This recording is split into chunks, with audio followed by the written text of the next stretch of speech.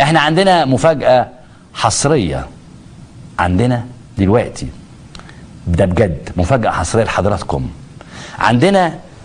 ما عندناش تسريب، عندنا خطاب من أوباما، أو خطاب تقدر تقول مذيل بتوقيع الرئيس الأمريكي أوباما، بيشرح فيه حقيقة الموقف الأمريكي. ده الخطاب. قبل ما نعرف قصة الخطاب ده، تعالوا نشوف الأول على الشاشة، نشوف الخطاب كده على الشاشة. ده شكل الخطاب اهو. في حاجة تانية، البيت الأبيض الأمريكي حاجة زي الفل اهي، زي الفل.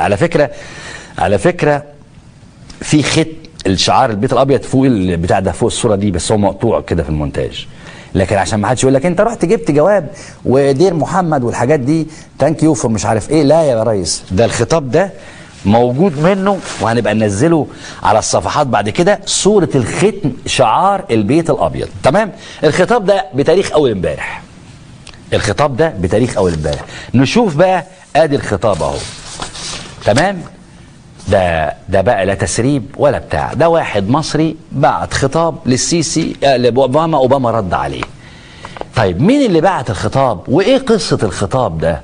وهل معقولة واحد يبعت للرئيس الأمريكي كده فالرئيس الأمريكي يرد عليه؟ الخطاب بعته ناشط سياسي مصري مقيم في أمريكا اسمه محمد مجدي، ناشط سياسي مقيم في أمريكا. كان قدم للبيت الأبيض ملف كامل. شوف بقى إخلاص محمد لنفسه لله، عمل ملف كامل بجهوده الذاتية عن الجرائم والمجازر والمذابح اللي عملها عبد الفتاح السيسي في مصر، وقال لهم في نهاية الملف: يا ناس يا بتوع هموم الإنسان، ازاي انتوا ساكتين على الكلام ده؟ ساكتين عليه ليه؟ ولا انتوا حكومة منافقة كذابة بتخدعوا العالم بشعارات وهمية؟ يعني الراجل لله كده عمل الملف ده بمجهود ذاتي وبعته، وعمل كل ده وبعته، خلاص هو عمل ده لربنا يعني. ففجأة جاله الرد أول امبارح، الرد اللي شفتوه حضراتكم من شوية، واللي هنقول لكم الترجمة بتاعته اهو. لو خدت بالك بقى الشعار بتاع البيت الأبيض فوق كلمة اهو البيت الأبيض بالإنجليزي، بيقول له ايه بقى؟ أوباما نفسه: عزيزي محمد، شكرا لك على الكتابة. لقد سمعت من العديد من الأمريكيين حول الأحداث الجارية في مصر، وأنا أقدر وجهة نظرك. عندما بدأت التحولات السلمية في تونس ومصر في عام 11، اختارت الولايات المتحدة دعم أولئك الذين دعوا إلى التغيير. نحن لم نعرف حتى أنه في حين أن هذه التحولات ستكون صعبة، المجتمعات التي تقوم على الديمقراطية والانفتاح ستكون في نهاية المطاف أكثر استقرارا وأكثر ازدهارا وأكثر سلاما. دي المقدمة، دي يعني الداخلة. ومع ذلك خلي بالك من مع ذلك اللي جاي عليك ده، الله يخليك. المفاجأة بقى انه على الرغم من الملف اللي قدمه محمد ده، الملف ده اللي قدمه محمد ما جابش فيه خالص اي سيرة، يعني سيرة الرئيس مرسي خالص، الا ان اوباما تعمد انه يقحمه في خطابه. يعني الراجل باعت بيقول لك السيسي عمل ومجازر ضد الإنسانية وضد حقوق الإنسان. ايه جاب سيرة مرسي في الموضوع؟ تعالوا نشوف أوباما أقحم ازاي الرئيس مرسي في الجزء ده من الخطاب. بيقول له ايه؟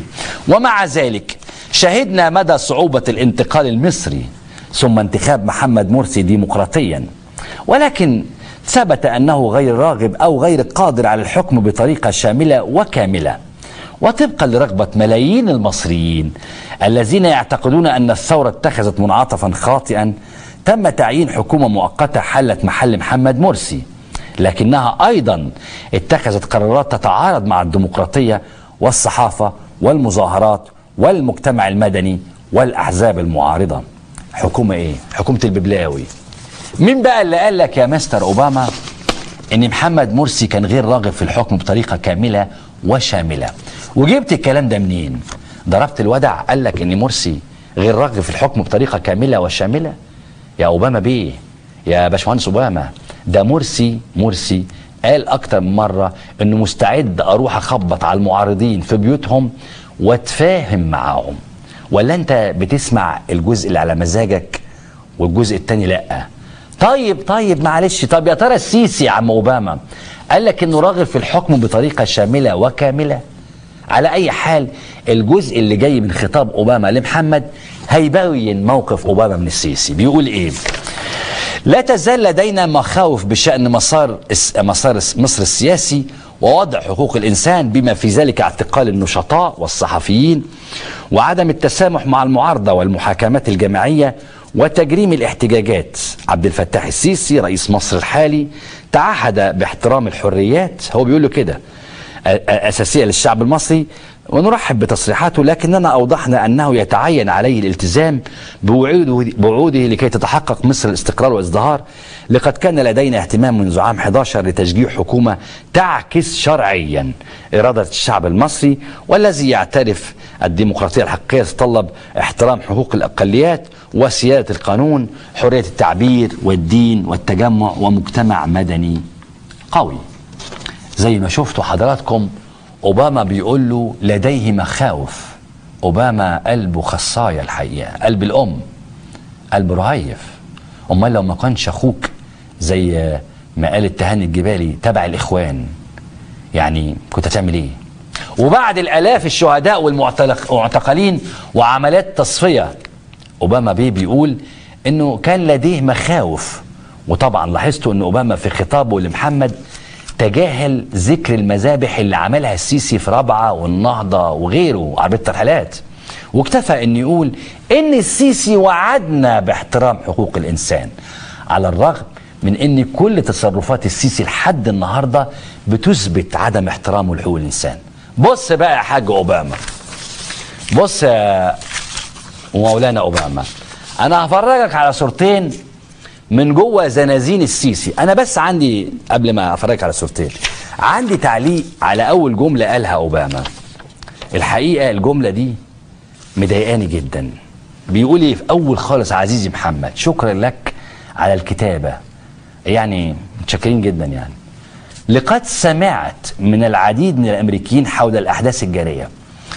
تخيل لما رئيس اكبر دوله في العالم بيقول انا سمعت. امال ساب لأم صلاح بتاع الجاز ايه؟ لما اوباما بطوله ده خريج هارفارد اللي كان عامل الدبور والفت التت النت في جامعة هارفارد، ورئيس اكبر دولة في العالم بيقول لقد سمعت. الله، امال ايه يقول ايه الناس اللي قاعدة في الشوارع؟ امال ايه يقول اي رئيس دولة ما عندهاش فكرة عن مصر؟ ده انت بيجي لك التقارير لقد سمعت. الله يخليك يا اوباما، طالما انت بتسمع فخليني اوري لك بقى، اوري لك المساجين جوه زنازين السيسي، وقول لي من فضلك بطولك في عرضك، قول لي رايك انت فيهم ايه. بص الصوره دي، بص عدد المسجونين، بص ما فيش شبر، الناس نايمه ازاي. دي احد زنازين عبد الفتاح السيسي. لاحظ ان الناس دي، وادي الصوره الثانيه، اتفرج، بص ركابهم في وش بعض، واللي نايم قاعد واللي قاعد نايم، واللي رجله هناك اهو في وش زميله. هيعملوا ايه؟ الزنزانه دي محشور فيها البشر. كانوا علمونا زمان كنت بدرس ماده اسمها الترميم، عارفين لما الاثر يقع كده نقعد نرممه. فكانوا علمونا زمان انه 25 شخص جوه اوضه مغلقه ضيقه بتنتج عنهم من النفس لتر ميه في الحيطان. تخيل الصوره اللي شفتها حضرتك دي اللي فيها البشر نايمين كده ما لهمش اي قيمه. بص بقى اتكلم على الاكسجين وعلى الامراض المعديه. ايوه اعرضها له ووريها، يمكن اوباما بدل ما يقول سمعت يقول رايت، يمكن الراجل ربنا يفتح عليه ويقول شفت. بص دول الناس نايمه ازاي، رجليها عامله ازاي في بعض. علمونا ان 25 شخص في اوضه ضيقه زي دي تنتج في ساعه لتر ميه. تمام؟ تخيل بقى دول نايمين كده اهم. ده تخيل بقى وهم الاسوأ من كده بقى ان دول اصلا محبوسين من زمن، خلاص احنا عارفينه وهم عارفينه، اتمسكوا مثلا من سنتين.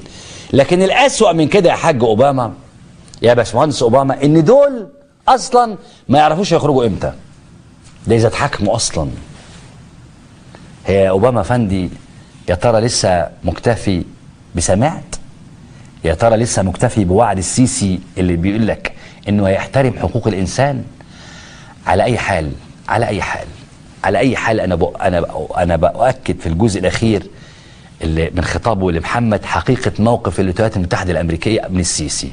بص بقى الجزء ده بيؤكد، يقول ايه؟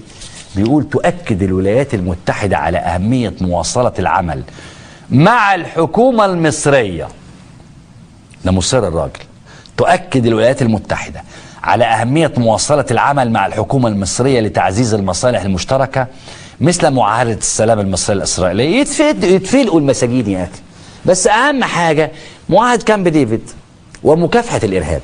لذلك ونحن نواصل تشجيع الحكومه المصريه لتحسين البيئه السياسيه وحمايه حقوق الانسان، فاننا سوف ايضا مش عارف نعمل على ضمان ان يتلقى المعدات اللازمه للتصدي للتهديدات الامنيه لمصالحنا المشتركه في المنطقه. بالاضافه الى ذلك سوف نستمر في تشجيع الحكومه المصريه لاحراز تقدم ملموس في متابعه مسار اكثر ديمقراطيه. شكرا لك، ومره اخرى للكتابه مع خالص تقديري باراك عبد الفتاح حسين اوباما. يخرب بيتك وبيت اللي عملك رئيس امريكا. ده انت يا راجل، ده مصر، ده الراجل مصر، يعني بيقول لمحمد اللي جمع له ملف قد كده مصر ان هو هيواصل العمل. دلوقتي اكيد فهمنا ليه امريكا ضغطت في التوقيت ده بالذات على السيسي انه يخرج محمد سلطان، عشان تثبت للعالم ان السيسي اهو بيستجيب لضغوطها في ملف حقوق الانسان، وعشان تبرر استمرارها في دعمه، علشان مش عشان المساجين اللي شفتوهم، لا، مش عشان حقوق الانسان، عشان كامب ديفيد، وعشان كمان الاعلى من كامب ديفيد محاربه الاسلام اللي بنسميها محاربه الارهاب. انا معايا على التليفون دلوقتي الناشط السياسي المحترم المصري محمد مجدي، بطل القصه دي واللي اتطوع بارسال الملف للبيت الابيض عشان اعرف منه تفاصيل الحكايه دي. استاذ محمد مساء الخير. مساء الخير يا استاذ محمد، ازي حضرتك؟ الله يحفظك. استاذ محمد، مبدئيا عايز الاول اشكرك على مجهودك في عمل ملف بشكل شخصي يعني، انما خليني بعد الشكر يعني خليني اعرف منك ايه القصه. لا ولا شوف واجب ولا حاجه، والله دي اقل حاجه الواحد يعملها. يعني احنا نتمنى ان احنا نحاول نعمل اي مجهود يساعد ان الناس تعرف يعني تشوف حقيقه اللي بيحصل. والله انا قعدت احاول اجمع في الملف ده بقالي فتره طويله، لكن كنت مستني لحد لحظه معينه ابتدت الصحافه الامريكيه تتكلم على ان التسريبات صحيحه. طيب. فانا في الاخر خالص خدت المقالات اللي هي من الصحافه الامريكيه، ودي كانت اخر حاجه ناقصه في الملف. يعني طبعا الملف معروف، اللي هي الريبورتات بتاعت هيومن رايتس واتش، الحاجات دي كلها اللي هي دوكيومنتد واللي هي ممكن ان الواحد يرجع لها بسهوله يعني. تمام. انا كنت مستني نقطه معينه الصحافه الامريكيه تتكلم وتاكد صحه التسريبات، لان دي نقطه كانت محوريه في الموضوع يعني. كويس. فلميت الحاجات دي كلها ولميت اللي هي المقالات اللي موجوده في نيويورك تايمز عن التسريبات دي صحيحه، وطبعا نقطه مهمه جدا عشان تبين حتى نظام اوباما لو هو مش عارف يعني انه بيتعامل مع واحد مجرم، مع عصابه، مفيش قضاء، مفيش قانون، مش ممكن هيبقى فيه حفاظ على حقوق الانسان من غير ما يبقى فيه قضاء. تمام. يعني معقوله واحد يقول لك هكلم لك القاضي والقضيه هتبوظ والنائب العام يكلم؟ مش ممكن يعني ده مش ممكن تكون دي دوله اساسا. تمام. او ده ممكن يكون نظام لدوله يعني. تمام. فدي كانت النقطه المحوريه، ان التسريبات تم ان هي بقت يعني تسريبات ان هي معروف ان هي يعني تم ان هي تسريبات حقيقيه من جهه محايده، شركات عملت تست. ايوه. وقالت ان التسريبات دي حقيقيه. كويس. فكانت دي اخر نقطه في الملف، وانا حقيقه بعت الملف ده وما كنتش اتخيل ابدا ان هم هيردوا عليا يعني. ايوه. خالص. بعته وانت ما عندكش امل انه ممكن اوباما يعني مش معقول الراجل هيسيب اللي في ايده والغسيل والحاجات دي ويكلمك. بالظبط يعني. يعني قلت مستحيل هيردوا عليا، بس قلت حتى لو قالوا اي معلومه فيه يبقى ده كده كويس جدا يعني. كويس. لكن بصراحه الرد كان يعني انا طبعا انا عايز اسالك على الرد بقى محمد، بس اديني فرصه. انا عايز اسالك على الرد باعتبار انك انت خلصت الثانويه وبعد الثانويه احنا ما كملناش تعليم. هل الترجمه اللي انت شفتها دي ترجمه مطابقه للجواب في نصه الاصلي الانجليزي؟ طبعا. طبعا، عشان كده انا جبت الجواب الانجليزي والترجمه بتاعته. مين يترجم الجواب ده؟ مين يا محمد ترجم انا الجواب؟ اللي ترجمته. تمام. يعني انت اللي فاهم الموضوع كله. تمام جدا. حلو. تاكدنا دلوقتي ان الجواب ده جاي لك من المهندس باراك اوباما وانت اللي نفسك ترجمته. تمام؟ ايوه كويس قوي. تمام. لما قريت الجواب بقى وانت زي ما قلت لك مكمل تعليمك واتصدمت، يعني قول لي احساسك في الاول كده واحده واحده، يعني اول ما فتحت الملف الاصفر ده او الظرف يعني وبعدين بدات تقرا، كلمني عن احساسك واحده واحده بقى. والله اول حاجه الصراحه انا احترمتهم جدا ان هم ردوا عليا صراحه. طبعا لان احنا في بلادنا مش متعودين ان حد يبعت، يعني لا يبعت لك مخبر في بلادنا، يبعت لك مخبر يكلمك بتاع. تمام، هيبعت لي مخبر طبعا، يعني انا يعني بصراحه انا احترمت جدا ان هم ايه ردوا عليا. كويس. لكن بصراحه الجواب اللي هم بعتوه ما يساويش حتى الحبر اللي كتب بيه. ليه بقى؟ لان هم اساسا ما ردوش على اي نقطه من اللي انا كاتبها. انا ما جبت سيره الرئيس مرسي، وبعدين معظمنا مش من حقه انه يقيم الرئيس مرسي ده كان كويس ولا وحش، حاجه مش من حقه. الراجل ده رئيس جمهوريه مصر الشرعي، الشعب اللي يختاره والشعب اللي يقيمه، وكان الشعب ممكن برضه يقيمه اذا كان كويس او وحش في انتخابات جايه. كويس. بالاساليب الديمقراطيه اللي هم واجعين لنا دماغنا بيها. كويس. واخد بال حضرتك؟ يعني فدي كانت نقطه الحقيقه اتصدمت جدا. ان هو يعني مش من حقه انه يقيم رئيس دوله ثاني. واتكلم على السيسي برضه حتى ان هو بيتكلم عن السيسي موظف عنده، ان السيسي لازم يعمل الكلام اللي احنا قلنا له عليه. انت حسيت ان هو بيكلم السيسي عنه موظف يعني ضابط عنده يعني. ايوه واد شغال عنده كده بليه. تمام. حضرتك فاهم قصدي؟ تمام. فالجواب برضه لغه الجواب الحقيقه كانت كاشفه لحاجات كتير. طيب انا عايز اقول لك حاجه يا محمد معلش، يعني احنا عارفين كويس قوي ان اوباما ما عادش يتعب نفسه وقعد جنب الست مراته وقعد يكتب لك الجواب، اكيد في سكرتاريه اكيد طبعا. لا في البيت الابيض هو مضى على الجواب في النهايه يعني. انما السؤال بقى، ربما السكرتاريه دي لاحظوا انك انت ربعاوي اصيل او يعني تبع مرسي التراس مرسي، فقال لك نرد عليه نفحمه بقى ونخلص. انت ما حسيتش بكده؟ يا ريتهم كانوا ردوا عليا، هم ما ردوش عليا. هو الكلام اللي انا بعته انا بتكلم على جرائم موثقه وعلى التسريبات اللي تم ان هي تحديدها ان هي تسريبات حقيقيه. ما جبتش سيره مرسي خالص، وبقول الراجل ده يا جماعه عامل جرائم حرب. طب انت كنت عايز منه ايه لما بعت يا محمد؟ قول لي نقطه واحده من اللي كنت عايزها منه. كنت عايز منه ايه؟ لا انا اول حاجه دلوقتي احنا المصريين الامريكيين او الامريكيين بصفه عامه غلط ان هم يدفعوا ضرائبهم علشان تساعد واحد مجرم زي السيسي. كويس. دلوقتي المفروض الدعم المادي يقل للنظام المجرم ده. ليه بقى؟ لان في نظام في امريكا، في قانون في امريكا بيقول ان المفروض الولايات المتحده الامريكيه ما تدعمش الدول اللي فيها انقلابات عسكريه. كويس. وهم الحقيقه ايوه قول لي يا محمد، سيبك من اللي جوه، قول لي انت كنت عايز منه ايه؟ قول لي كنت عايز قلت له كذا. انا بقول لحضرتك انا يعني واخد بال حضرتك، يعني هي المفروض منها تكون دوله قانون وكده. انا بقول لهم يا جماعه انتوا عندكم قانون بيقولوا انتوا ما تدعموش الحاجات دي وما تدعموش الارهاب. كويس. ما تدعموش فادي اهي اثباتات من جهات سهل جدا ان انت حضرتك تتاكد من صحتها يعني. كويس. بتقول ان وبناء عليه بقى انت عايز منه عايزه ما يدعمش السيسي. هو يقلل الدعم بس. يقلل الدعم. ما جابلكش هو سيره الدعم دي بقى خالص، بالعكس ده هو اصر في الخطاب بيقول لك ان احنا نتعاون مع الحكومه المصريه وهنبعت لهم، بيقول اهو ويتلقى المعدات اللازمه للتصدي للتهديدات الامنيه. ده الراجل يعني كان بعت لهم 10,000 اباتي، السيسي واخد طيارتين منهم لحراسته الشخصيه. فهو الحقيقه المعدات دي يعني حتى الشعب حتى العادي ما بيستفدش منها حتى على المجال ايوه. الناس دي كل همها ان هي يعني ايه تامن مصالحها وخلاص بس. طيب هل انت بقى حكيت لي زمايلك المصريين اللي عايشين في امريكا على قصه الخطاب ده وقعدتوا مع بعض اتكلمتوا؟ والله انا بعد ما بعت الخطاب اتكلمت مع الناس اللي هنا فقالوا لي يا عم ده محدش هيرد عليك، محدش هيعبرك. بس انا يعني ايه، انا شايف دايما ان احنا لازم نبقى مبادرين وما نحاولش ان احنا يعني ايه يعني نحاول. طب انت ماشي يا محمد، خلاص الراجل رد عليك وزي ما بيقولوا بالبلدي كده في الشارع يعني حلق لك، ماشي تمام، ما تزعلش مني ولا لفظ يعني. معلش حلوه دي حكيتك عموما يعني. بس خليني اسالك سؤال، ايه خطتك بقى؟ هتعمل ايه؟ والله يعني احنا هنا بقى ان شاء الله انا بدعو حتى المصريين في امريكا بالذات ان هم يكتبوا لاعضاء الكونجرس، دي حاجه مهمه جدا بالذات لان اخر السنه دي في نوفمبر في انتخابات مهمه جدا.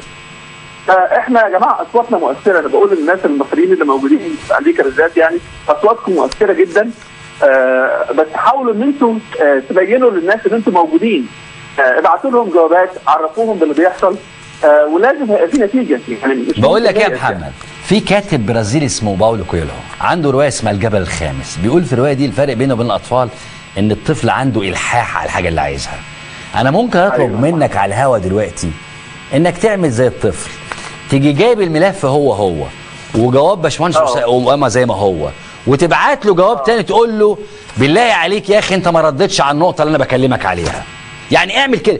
يعني قصدي اقول لك ايه، خليك وراه لحد ما تطهقه. احتمال يرمي نفسه من البلكونه، وده حاجه دي كويسه. يعني دي حاجه كويسه يعني. فانا قصدي اقول لك ما تسكتش يعني. كلموا الكونجرس، اعضاء الكونجرس تمام جدا، اضغطوا عليهم. في كمان حمله اتكلمنا عليها من شويه، ده كويس قوي. بس انا نفسي انت تبقى عندك خاصيه الاطفال دي، انك لحوح لم الملف تاني والجواب بتاعه ده تاني، وبعت له جواب تاني يعني، وقول له حضرتك يعني عظمتك فخامتك ما ردتليش على اللي انا قلت لك عليه، ثم ايه اللي جاب سيره مرسي يعني. واصل معاك جواب لعله عايز يطلع من هدومه يعني. بالظبط. انا كنت متخيل ان هم ما دام يعني كلفوا نفسهم وردوا، كانوا على الاقل حتى يردوا على نقطه واحده من الكلام اللي احنا كتبناه يعني مفيش للاسف. بس عموما دي حاجه متوقعه. بس عموما برضو انا شايف ان ردهم صدح موقفهم يعني، عشان في ناس للاسف في مصر فاهمين بقى ان يعني انه امريكا مع الاخوان وامريكا بترتب مع الاخوان والجو ده. يعني لا فانا بصراحه حسيتها كويس بقى، دي حاجه بقى دوكيمنت يعني، حاجه موثقه. فلازم الناس كلها تشوفها علشان الناس تعرف ما تصدقش الحكايات الوهميه بتاعت الاسطول السادس والحاجات دي. انا هطلب منك يا محمد بعد اذنك ان حضرتك تكتب جواب تاني وتبعت له صوره من الملف تاني، واحنا هنفضل معاك كده يعني. جايز اوباما هتجيب لتر جاز وسخ يولع يعني، جايز تحصل حاجه معاه. خلينا مع الكذاب لحد باب الدار.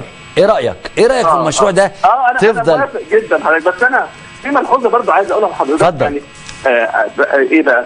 اوباما ده اضعف رئيس جه لامريكا. يا راجل ما تقولش الكلام ده. انا بيحز في نفسي الكلام ده الوحش على ابوها بقى. اقول لحضرتك ليه؟ لا غالي عليا الراجل قوي. كان في الفتره الاولانيه اللي احنا حتى هنا في امريكا دعمناه يعني، في اللي هي الفتره الرئاسيه بتاعته الاولانيه، كان من اهم الحاجات اللي هو وعد بيها في فتره الرئاسه الاولانيه. خلي بال حضرتك هو في اخر فتره الرئاسه الثانيه دلوقتي كان قايل ايه؟ انه هيقفل معتقل جوانتنامو علشان ده غير قانوني. احنا في اخر فتره الرئاسه الثانيه ومش قادر يعمل ده لحد دلوقتي. لا ما هو خلي بالك اوباما من نوعيه السيسي كده، اللي هو بتاع الخطابات العاطفيه الحنينه. ايوه بالظبط. يعني هم يظهر موضه واحده طالعه علينا يعني. فما تقلقش يعني فانا بقول له بتقول له، فانت بتقول له يعني زي ما بقول لحضرتك الناس اللي موجودين في امريكا، المصريين بصراحه اللي موجودين في امريكا بصفه عامه، ناس فيري اكتف وناس بصراحه يعني بيعملوا مجهود كبير جدا. ويمكن حضراتكم شفتوا لما السيسي جه نيويورك كان مطارد يعني. الحقيقه كان مطارد وغير الفندق بتاعه وراح لفندق ثاني ويعني كانت بهدله. انا عشان كده يا محمد عايز اكرر شكري ليك للمره الثانيه يا اخي على مجهودك الخرافي ده، وانك بتعمل ده لله فقط لا غير. وزي ما اكدنا بطلب منك انك تعمل ده مره ثانيه.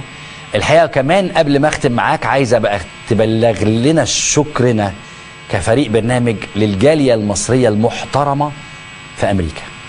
بشكرك جدا الناشط السياسي. بقى احنا ايه الجاليه هنا بعتها يعني للوضع الحالي قبل ما اختم مع حضرتك يعني. ممكن اقوله؟ اتفضل. بيقول يا بلد من قبل الزمان والخريطه مكتوب عليك يحكمك السيسي العبيط ابن العبيط. ده انتوا بتعرفوا تعملوا شعر عامي، هو الانجليزي ما نسكوش العاميه.